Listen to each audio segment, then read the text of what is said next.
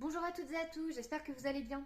Le but de cette vidéo, c'est de vous aider à réviser tout ce qu'il y a à savoir sur la loi d'unicité des intensités dans un circuit en série et sur la loi d'additivité des intensités dans un circuit en dérivation.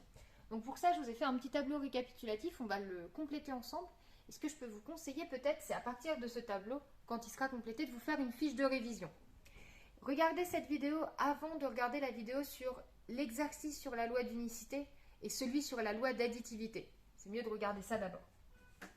Ok, on va commencer par la loi dans un circuit en série. C'est la loi d'unicité. On marquera un peu plus tard. Rappelez-vous, un circuit en série, c'est un circuit qui ne comporte qu'une boucle de courant. Ça, c'est un circuit en dérivation, il y en a deux. Donc, rappelez-vous, dans un circuit, le courant part du plus du générateur et il va jusqu'au moins. Ce qui fait que l'intensité, on peut la noter comme ça, par des petites flèches comme ça. Donc, je vais en faire de différentes couleurs. Et ce qu'on a vu dans le cours, c'est que cette intensité, si je la note I1, cette intensité, si je la note I2, et enfin, cette intensité, si je la note I3, elles sont en fait toutes égales. Ça, c'est ce qu'on a vu dans l'activité 2, l'intensité dans un circuit en série. Rappelez-vous, c'était cette feuille-là. Alors, donc ça, on a dit, c'est la loi d'unicité. Unicité comme unique. Les intensités sont les mêmes partout. On va le noter rapidement. Loi d'unicité des intensités dans un circuit en série, ça veut dire que l'intensité est la même partout, peu importe où on la mesure. C'est la même partout dans le circuit. C'est la même partout, peu importe où on la mesure.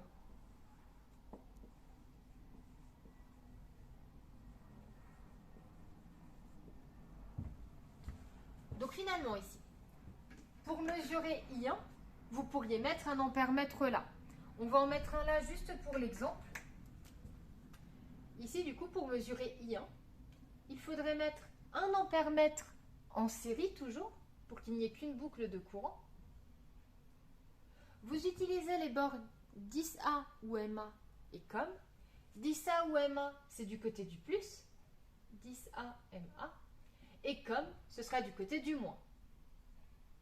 Et ensuite, pour mesurer les autres intensités, vous pouvez soit déplacer cet ampère-mètre, soit en ajouter d'autres si vous en avez. Ok, et ensuite un point très important en exercice notamment, c'est de connaître la formule qui relie les intensités, ici qui relie I1, I2 et I3. Pour la loi d'unicité des intensités, elles sont toutes identiques, ça veut dire que I1 égale I2 égale I3. Voilà tout ce qu'il y a à savoir sur la loi d'unicité des intensités dans un circuit en série. Pas la même loi pour un circuit en dérivation. Voilà un exemple de circuit en dérivation. Là, vous avez deux boucles de courant. Vous voyez, vous avez cette boucle-là qui passe par le générateur et la première lampe et cette boucle-là qui passe par le générateur et la deuxième lampe. Il y a un vocabulaire spécial, du coup, pour les circuits en dérivation. On va dire que cette branche-là, que je vais repasser en rouge, c'est la branche principale. Pourquoi principale? Parce que c'est la branche du générateur. Je vous rappelle, le générateur, c'est lui qui crée le courant, c'est lui qui crée l'intensité. Donc, on peut le renoter éventuellement là. La branche en rouge, c'est la branche principale, celle du générateur.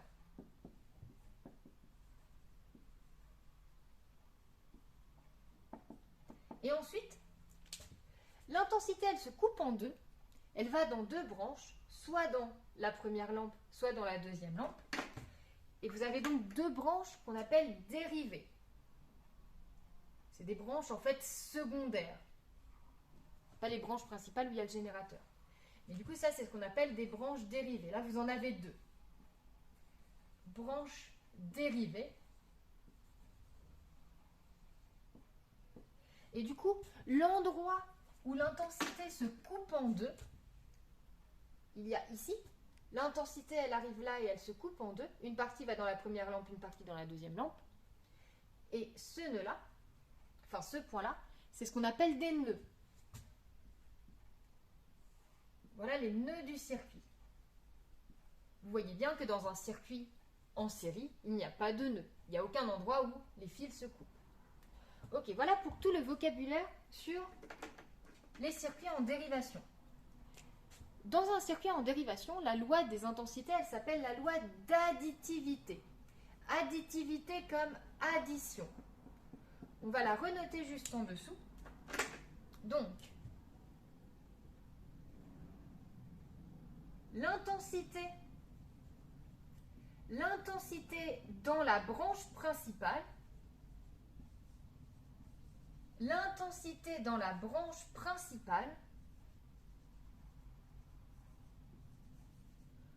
on va la noter I, cette intensité, et on va la placer ensemble. Donc là, vous voyez, la branche principale, c'est la branche rouge. Le courant part du plus et va vers le moins. Ça veut dire que l'intensité, on doit la faire comme ça, avec la flèche dans ce sens. On va la noter I. L'intensité dans la branche principale est égale à la somme des intensités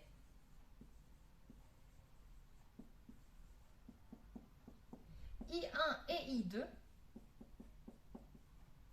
dans les branches dérivées. Dans les branches dérivées. Là, vous n'avez que 2 branches dérivées. Il peut exister 3 branches dérivées, par exemple. Vous voyez, si on rajoute encore une lampe, il y aurait 3 branches dérivées. Donc là, on aurait I1, I2 et I3. Mais là, ici, on n'a que I1 et I2. Ça veut dire que l'intensité dans cette branche vaut I1. Donc le courant part du plus et va vers le moins. Donc la flèche, elle est dans ce sens-là. On peut noter I1. Dans l'autre branche dérivée, donc même chose, le courant part du plus, va vers le moins, elle est dans ce sens-là. On ne voit pas très bien, hop, du coup. Elle pourrait être ici, mais vous voyez, moi j'ai plein de trucs marqués. On va la faire plus loin. On va la marquer là, I2. Pourquoi est-ce que je peux la faire partout dans cette branche? Parce que par contre, l'intensité qui est ici et l'intensité qui est ici, ce sont les mêmes parce qu'on est dans la même branche. Par contre, I1 et I2 ne sont pas sur les mêmes branches. Vous voyez, I1 est sur la branche verte et I2 est sur la branche bleue. Donc elles ne sont pas égales. Parce que justement, la loi d'additivité, ce n'est pas la loi d'unicité. Ce n'est pas des égales partout. Non, on vous parle de somme. L'intensité qui sort du générateur, l'intensité I, elle est égale à la somme de I1 et I2. Ça veut dire que la formule, c'est I égale I1 plus I2.